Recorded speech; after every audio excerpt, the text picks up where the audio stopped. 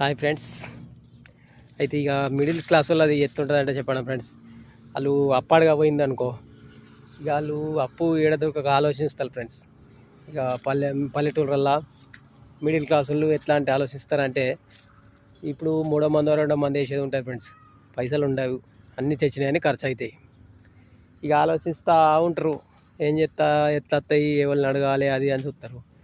ఆయన తెల్లారంగా ఇద్దరు వాళ్ళు ఛాయ్ తాగేటప్పుడు కూర్చొని ఇక ఆమె సాట్ల బియ్యం పోసుకొని చెరుక్కుంటా, పైసలు లేవు కదా అని ఏమంటుంది, తెచ్చినాయని వచ్చినాయని ఆయన అంటాడు.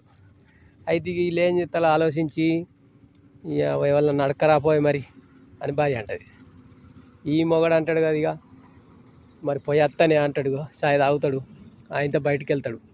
ఆడొక్క 4 ఇళ్ళల్లో ఫస్ట్ తిరుగుతాడు పరిచయం చేసుకోవడానికి. అంటే ఇక దోస్తాన్లు ఉంటాయి కానీ ఇక సడన్గా పోయి ఎత్తడగాలి 10 పైసలు కావాలని అడిగితే ఎవడు ఇయ్యడు కదా. అది ఇక ఆలోచించి 4 ఇళ్ళకు చక్కగా ఇక పోకడ పెడతాడు. 2 సార్లు 3 సార్లు పోతాడు. ఇక తిరిగి ఇక 4 సార్లు తిరిగి అత్తడా వచ్చినాక ఇంత ఏమయ్యా దొరికినాయా అని వెళ్ళమంటది. దొరకలేదే ఏం చేయంటావు, పోయినా కానీ ఎక్కడ సందే కాలేదు అడుగుదామంటే అని మోడ అంటాడు. ఇక లాస్ట్కి వస్తే సరే కానీ మరో రేపు అడుగుదాం కానీ ఇవ్వాలి కదా సందు కాలే కదా అని, టైం కుదరలే వాళ్ళని అడుగుదామంటే అని చెప్తాడు.